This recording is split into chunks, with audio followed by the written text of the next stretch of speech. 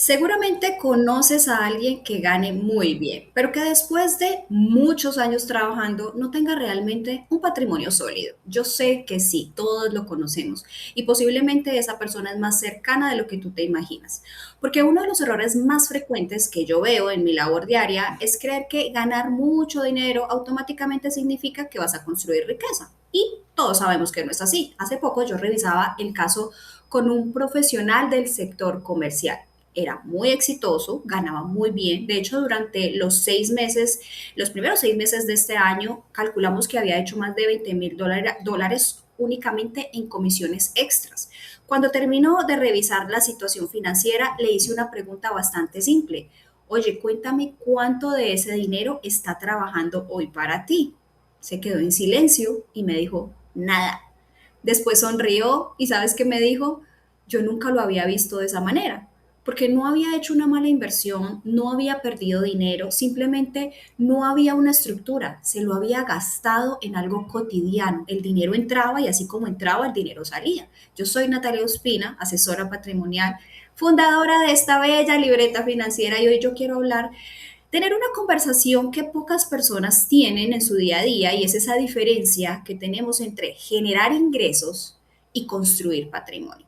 Porque producir dinero es una habilidad, pero convertir ese dinero en patrimonio requiere algo completamente diferente, requiere estructura, requiere que hayan decisiones conscientes. Así que les voy a poner el mejor ejemplo para esto y es que hablemos de una casa construida, porque ¿cuál es la mejor casa construida? ¿Qué hace que una edificación, una construcción dure más de 100 años, que tenga más metros cuadrados, que sea más costosa, que tenga una cocina espectacular, nada de eso, ¿cierto? Lo que hace que una casa sea sólida realmente y que dure es algo que tú no ves, es lo que nunca vas a saber cómo está realmente hecho a simple vista, sus cimientos, sus columnas, su estructura. Y es lo igualito con el patrimonio. Hace unos años ocurrió algo que seguramente tú recuerdas, la famosa estafa de Bernie Madoff.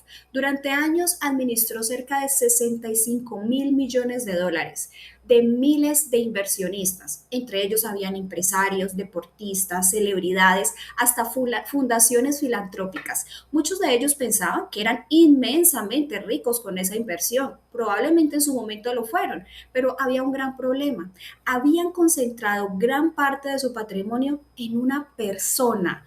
Cuando el esquema colapsó, como ya sabes que pasó, no solo perdieron dinero, perdieron la estructura que sostenía toda su arquitectura patrimonial.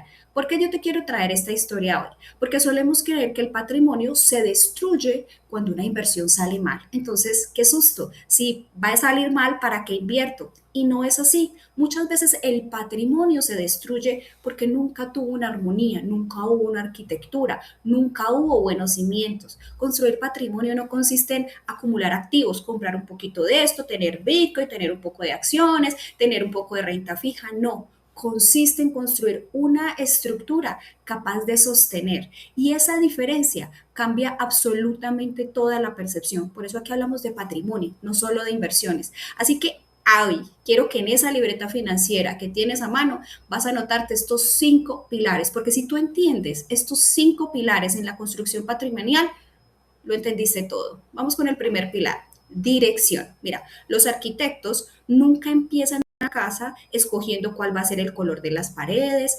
empiezan preguntándose dónde van a ir los cimientos, qué tan firme es el piso, si se necesita reforzar la base. Sin embargo, con el dinero hacemos exactamente lo contrario. Compramos un apartamento, luego cogemos a un producto de renta fija, después compramos la acción de moda, después un lote, después una propiedad. Todo parece que son buenas decisiones, pero no se preguntan si todas esas piezas pertenecen a ese mismo plano, a esa misma estructura. Mantener esa coherencia en las finanzas es lo que yo llamo arquitectura patrimonial. Quiero que te grabes ese concepto el día de hoy porque de eso vamos a seguir hablando. No es una inversión, no es un producto, no es el portafolio que tienes en tu plataforma de inversión, es el plano completo de toda la estructura. Como hablo de arquitectura patrimonial, siempre me gusta comenzar con esta pregunta. Todo el dinero que tú tienes, ¿sabes para qué existe? Es una pregunta que siempre hago en una asesoría. Suena extraño, pero piensa en esto. Hay personas que tienen 5 inversiones, 6 inversiones y ningún propósito. ¿Para qué lo tienes? No sé, pues para lo que todo el mundo tiene la inversión, ¿no? Para que crezca el dinero, pero no saben si es para retiro, no saben si es para educación, no saben si es para su próxima casa, no saben si es para la liquidez, cuál es para independencia financiera. Todo está mezclado en lo mismo y eso no es tener estructura. En realidad, eso no te va a llevar a ningún lado porque cuando lo necesites, si no sabes para qué estaba hecho, posiblemente no te va a servir para eso. Hace unos meses yo conocí un empresario que llevaba 20 años invirtiendo. Cuando organizamos su patrimonio, él descubrió algo sorprendente. Había invertido muchísimo dinero, pero nunca había diseñado una ruta. ¿Qué se tiene que gastar antes? ¿Qué va más para el largo plazo? ¿Qué va a dejar como legado? Simplemente había comprado oportunidades y eso cambia completamente la conversación, sobre todo las decisiones, porque un patrimonio sin dirección es como construir una ciudad, una casa sin tener planos. Imagínate cómo sería eso. Segundo pilar que quiero que te anotes hoy, protección antes de pensar en otra cosa. Y aquí voy a hacerte la pregunta incómoda. Si mañana tú dejaras de trabajar durante un año, ¿tu patrimonio seguiría sosteniendo tu vida o todo depende de tu próximo ingreso? Pues depende, después de la pandemia yo creo que esa pregunta muchos empezaron a hacérsela. Nadie pensaba que eso tuviera sentido hasta que llegó ese momento. Muchísimas personas sí tenían excelentes ingresos. Yo lo viví en esa época, asesoraba una red de concesionarios y en ese momento el mejor concesionario era el que generaba más ingresos. Coincidencialmente, llegando la pandemia, el mejor concesionario se volvió el que era capaz de sostener más tiempo a sus empleados, a su estructura, porque no habían ingresos. Así nos pasó como profesionales, dejamos de producir y descubrimos que realmente nunca habíamos construido protección porque nunca lo habíamos visto la importancia de eso. La arquitectura patrimonial, otra vez ese concepto, comienza cuando tu patrimonio deja de depender completamente de tu capacidad de trabajar, porque eso es lo que todos queremos buscar, que si yo trabajo, qué delicia, lo hago porque amo lo que hago y eso se me retribuye en ingresos, pero no es una obligación que hasta el día que me muera voy a tener que hacer. Va a llegar el momento, va a llegar un momento donde por decisión o por obligación es que vamos a querer trabajar menos y ese día tu patrimonio va a tener que hacer parte del trabajo. Vamos al tercer pilar. Diversificación, claro, porque todos necesitamos darle diferentes matices y colores a esa inversión. Y aquí veo los errores más frecuentes. Todo se pone en el mismo lugar, todo en una misma economía, todo en un mismo país, todo dependiendo de un solo negocio cuando se es empresario. Hace poco yo me senté efectivamente con un empresario. Más del 90% de su patrimonio dependía solo de su empresa y de propiedades que tenía en el país de origen. Así que le pregunté, ¿qué pasa si el país donde vives entra en una década difícil? Nunca se había hecho esa pregunta y varias décadas las había tenido difíciles en el pasado. Así que diversificar no significa desconfiar de tu país, no estoy diciendo eso, significa no obligar a todo tu patrimonio a depender únicamente de una sola historia y de una sola economía. Los grandes patrimonios del mundo no se concentran, están distribuyendo riesgos y tú lo puedes hacer a tu escala, claro que sí.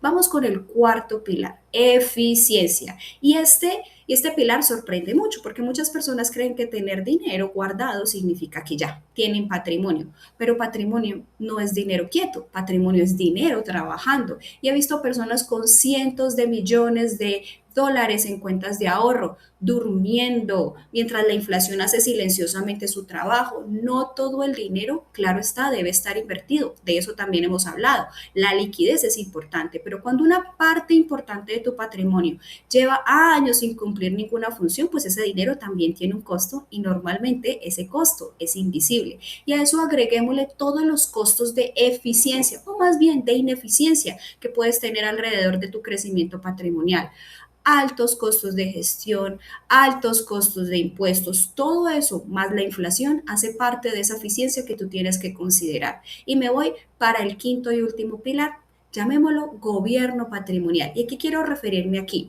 Este es quizás el más importante, del que menos se habla, porque aquí es donde todas las piezas se unen, se compactan. Y te voy a contar algo que yo veo constantemente. Llega, típico caso, llega una familia, tienen un contador, tienen abogado, tienen un asesor del banco, tienen seguros, claro, tienen inversiones, propiedades. Todos son excelentes profesionales, pero ninguno se habla entre sí, o sea, no están mirando el conjunto. Cada decisión fue correcta individualmente, pero nadie preguntó, ¿todo esto se conversa? Eso es a lo que llamamos gobierno patrimonial. No se trata de tener más productos, más asesores, se trata de tener una estratega que revise que todo esté en armonía. Es como el maestro de obra de esa construcción, que alguien mire el patrimonio como un arquitecto cuando mira una casa, no habitación por habitación, sino ese plano completo para poder construir patrimonio. No consiste en que tengas 1000 inversiones, consiste en que todas trabajen por ese mismo propósito. Así que hoy te quiero dejar con una idea. El patrimonio, mis queridos, no se rompe de un día para otro. Ese se va debilitando lentamente, como esa construcción que tú esperas 100 años que dure y posiblemente dure la mitad. Una inversión sin propósito, una concentración excesiva, una protección que no sea suficiente, dinero que nunca empezó a trabajar, decisiones que fueron aisladas, pues un día descubres que llevas 20 años generando ingresos, pero nunca construiste patrimonio. Y por eso te voy a dejar la siguiente pregunta. Si hoy un arquitecto patrimonial revisara tu estructura, ¿cuál de esos 5 pilares encontrarías más débil? Si no tienes la respuesta, no te preocupes, porque precisamente para eso desarrollé una herramienta que se llama radiografía patrimonial y va a aparecer en pantalla un código QR donde quiero que te dé la oportunidad de usar esta herramienta gratuita, escanéalo, responde a las preguntas y en pocos minutos tú vas a identificar cuál de esos 5 pilares de los que hablamos hoy necesita más atención, porque el objetivo no es tener más inversiones. Si hoy no las tienes, no es empezar a buscar cuántos productos, es construir una arquitectura patrimonial capaz de sostener tu vida, capaz de sostener lo que quieres vivir sin perderte en el proceso. Yo soy Natalia Ospina, nos vemos en la próxima libreta financiera. Hasta pronto.